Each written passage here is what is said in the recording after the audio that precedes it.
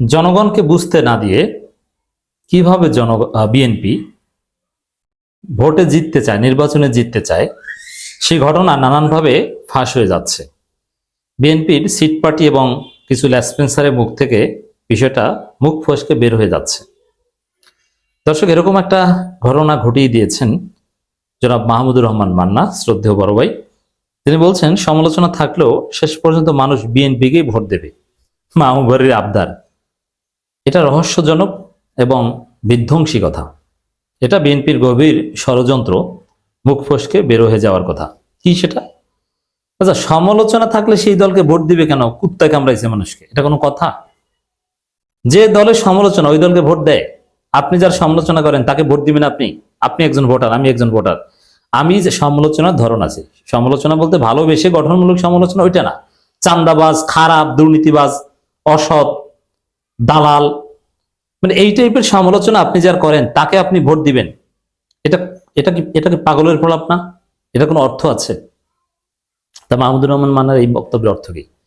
তো সমালোচনা আছে, স্বীকার করছেন যে বিএনপি চান্দাবাজ, বিএনপি ভারতের দালাল হয়ে গেছে, বিএনপি আওয়ামী লীগ হয়ে গেছে, সন্ত্রাস, দুই গ্রুপে কামড়াকামড়ি করে, বিএনপি নারী বিদ্বেষী, ইসলাম বিরোধী, সব আপনি স্বীকার করছেন। বলছেন যে তারপরও বিএনপিকে মানুষ ভোট দেবে। কখনোই না, এটা কোনো হিসাব নিকাশে মিলে না।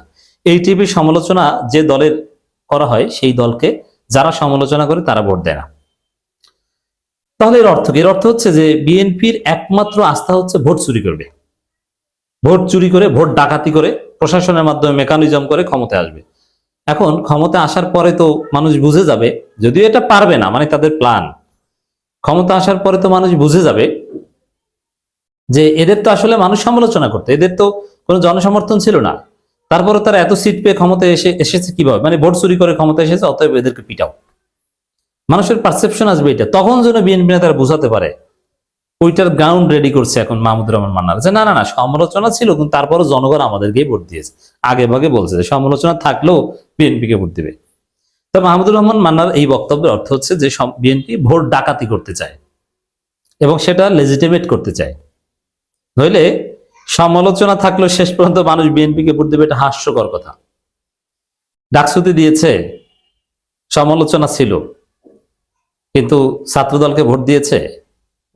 এখন সমালোচনার মাত্রা আছে, যেমন মাসলাহাতে মুরসালা, তুলনামূলকভাবে কম খারাপকে আপনি ভোট দিবেন বেশি খারাপের তুলনায়, এই তো এটা আছে। এই উসুলে ভোট পাবে জামাত। কিভাবে? যেমন বিএনপি সমালোচনা হচ্ছে বিএনপি চান্দাবাজ, বিএনপি লুটপাটকারী, অর্থ পাচারকারী, বিএনপি খুনি, বিএনপি ভারতের দালাল, বিএনপি নারী বিদ্বেষী, ইসলাম বিরোধী। এইসব সমালোচনা ক্ষমার অযোগ্য। কিন্তু জামাতের যে সমালোচনা, জামাতের সমালোচনা ঊর্ধ্বে নয়, ভুল ত্রুটি আছে। যে জামাতের সেই পূর্বপুরুষ ৭১ স্বাধীনতার বিরুদ্ধে করছে, তাতে কি হয়েছে? পরবর্তীতে সবাই স্বাধীনতা মেনে নিয়েছে। এরকম টুকটাক সমালোচনা আপত্তি থাকলেও জামাতকে ভোট দিবে, যে এরা ৭১ কি করেছে সেটা তো আর নাই, এখন তার কোনো ঝামেলা নাই, কিন্তু এরা তো সৎ, এরা তো ভালো, এরা তো যোগ্য, অতএব এদেরকে ভোট দিই। যেমন সাদিক কেন্দ্রের ক্ষেত্রে হয়েছে, যে অনেক নারী, অনেক মুক্তিযোদ্ধা পরিবার, বিএনপি পরিবারের ছেলেমেয়েরা সাদিক কেমকে ভোট দিয়েছে। কি জন্য? এরা তো জামাতের লোক, শিবির, ঠিক আছে, এরা ক্যাম্পাসে লেজুর ভিত্তিক রাজনীতি করে না। ফরহাদ বারবার বলেছে যে আমরা লেজুর ভিত্তিক রাজনীতি করি না। তো একটু সমালোচনা আছে, তারপরও জামাতের তো তারা দিন শেষে তারা জামাতই করবে। থাক, তারপরও সাদিক ক্যাম্প তো, এরা তো ঢাকা বিশ্ববিদ্যালয়ের শিবির আলাদা, ভোটটা এদেরকে দিই। এবার টুকটাক সমালোচনা থাকলেও ভোট জামাতকেই দিবে, কারণ বিএনপি হচ্ছে ভয়ঙ্কর সন্ত্রাস, চান্দাবাজ। চান্দাবাজির চাইতে বড় অপরাধ আর নাই। এরা নিজেদের দুই গ্রুপে কামড়াকামড়ি করে ডাবল সেঞ্চুরি করেছে, উইকেট 202 উইকেটের পতন, 202 জনকে হত্যা করেছে। তা এই প্রশ্নে দর্শক, এটা হচ্ছে একদম সহজ হিসাব, যে সমালোচনা, সফট কিছু সমালোচনা যেটা ক্ষমার যোগ্য, যেটা বিবেচনার যোগ্য, কনসিডারেবল, ওগুলো থাকা সত্ত্বেও মানুষ জামাতকে ভোট দিবে। কিন্তু বিএনপির বিরুদ্ধে যেসব সমালোচনা, ওইগুলো কনসিডারেবল নয়, ওগুলো কনসিডার করে বাদ দিয়ে তাদেরকে ভোট দেওয়ার কোনো প্রশ্নই আসে না।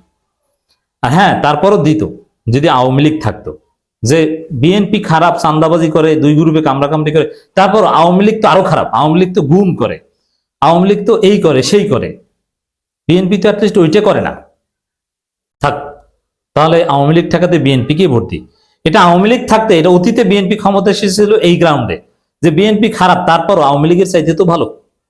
কিন্তু এখন তো আওয়ামী লীগ নেই, এখন মাহমুদুর রহমান মান্নার এই কথা অর্থহীন। তাহলে মাহমুদুর রহমান মান্নার এই বক্তব্যের তাৎপর্য এটাই যে বিএনপি ভোট ডাকাতি করে ক্ষমতা আসতে চায়। তাহলে সমালোচনা থাকলে ভোট কেন দিবে, কোন যুক্তি দিবে? আওয়ামী লীগ ঠেকাতে দিবে না কি জন্য দিবে? আপনি এটা কি কি বলছেন? আর জামাতকে নিয়ে তো মানুষের কোনো ক্ষোভ নেই, কারণ মানুষ জামাতকে ওয়েলকাম করছে, জামাতকে নিয়ে সমালোচনা নেই। বিএনপি কি যে তাদেরকেই ভোট দিবে? উদ্ভট কথা, হাস্যকর কথা। এইসব কথা যখন বলে তখন অনেকে হাসে। বিএনপিকে কেন্দ্র করে সমালোচনা থাকলে শেষ পর্যন্ত জনগণ এই দলকে ভোট দিতে পারে বলে মন্তব্য করেছেন নাগরিক সভাপতি মাহমুদুর রহমান মান্না। আপনাকেও বিএনপি ভোট দেবে না, আপনাকে বগুড়ায় আপনার নির্বাচনী এলাকায় উপজেলা বিএনপি ঢুকতে দেবে না, এই ঘোষণা দিয়েছে গত ঈদের সময়। আপনি ঢুকতে পারবেন না, ধানের শীষ তো পাবেন না, যেহেতু আপনার দলে নিবন্ধন আছে। তা আপনার দলে কেটলি বা কি বা মূলা গাছ বা এরকম কিছু থাকতে পারে, ওই বেগুন মূলে ঢুলে নিয়ে নির্বাচন করতে হবে। আপনি ধানের শীষের ভোট পাবেন না, অতএব দালালি করে লাভ নেই মান্না ভাই। তিনি বলেন আমি বিএনপির পক্ষে ক্যাম্পেইন করি না। করেন না, কিন্তু এইমাত্র তো করেছেন। মানে মাহমুদুর রহমান মান্নার বক্তব্যের একটা দিক হচ্ছে এরকম যে অনেক হুজুর বলে না যে আমি আমার বক্তব্যের পূর্বে দুই একটা কথা বলতে চাই। আরে বক্তব্যের পূর্বে যে কথা বলবে ওইটা কি বক্তব্য না? কথাই তো বক্তব্য। বিএনপির পক্ষে এতক্ষণ ক্যাম্পেইন করেছে, ক্যাম্পেইন করে বলে যে বিএনপির পক্ষে ক্যাম্পেইন করতে চাই না বা করি না, এটা কোনো কথা হলো? আপনি দালালে ছাড়েন। ডাকসুর সাবেক ভিপি হিসাবে আরো চট্টগ্রামেরও ভিপি ছিলেন বা জিএস ছিলেন, কিছু একটা আলাদা একটা অবস্থান আছে। এইসব চাঁদাবাজদের পক্ষে অবস্থান নিয়ে আপনি আওয়ামী লীগ করতেন, আপনার একটা ঐতিহ্য আছে। আপনি এই চাঁদাবাজদের পক্ষে অবস্থান নিয়ে নিজেকে একদম ধ্বংস করে না। নির্বাচনে যেটা এটা আপনার কাজ না ভাই, এটা পারবেন না। আপনি ওই জগতে যেন না, আপনি অন্য জায়গায় খেদমত করেন। আপনার একটা ওয়েট আছে, এর মাধ্যমে রাষ্ট্র পুনর্গঠনে কিছু কাজ করেন। নির্বাচনে যেটা ওইটা আপনি কোশ্চিন কালেও পারবেন না। জনগণের আস্থা অর্জন করার জায়গায় আপনি নাই, ওদিকে যাইেন না। এই পরামর্শটা মনে আপনি বরং ডক্টর কামালের মতোই করেন। আপনি অভিভাবক হন অথবা উচ্চকক্ষে যান, অথবা আপনি জাস্ট সমালোচনা করেন। আরো নানানভাবে রোল প্লে করা যায়। আপনি টকশো করেন, ভালো ভালো কথা বলেন, নসিহত করেন, বিভিন্ন কমিশনের দায়িত্ব নেন। আর সম্ভব হলে যদি কারোর সাথে দালালি করেন, আপনি মন্ত্রী হওয়ার চেষ্টা করেন, টেকনোক্র্যাট। কিন্তু আপনি এমপি হতে পারবেন না। জনগণের ভোটে নির্বাচিত এটা আপনার পক্ষে একদম সম্ভব না, এটা ছেড়ে দেন। ডক্টর কামাল যেরকম চালাক, যে বুঝতে পারছে ধানের শীষ কেন, দাঁড়িপাল্লা মার্কা নির্বাচন করলে, নৌকা মার্কা নির্বাচন করলেও তিনি জিততে পারবেন না, অতএব তিনি নির্বাচনই করবেন না। কিন্তু বিএনপির বস ছিলেন 18 সালে, বিএনপি তাকে আব্বা মেনেছিল। তো মাহমুদুর রহমান মান্না ভাই, আপনি এটা করতে পারেন। নির্বাচনে যেটা এটা আপনার কাজ না। বিএনপির দালালি বাদ দেন, আপনার মান সম্মান থাকছে না। আপনি তো বিএনপি উল্লেখ ক্ষতি করেছেন, বিএনপির ভোট চুরি পরিকল্পনা আপনার বক্তব্যে ফাঁস হয়ে গেছে।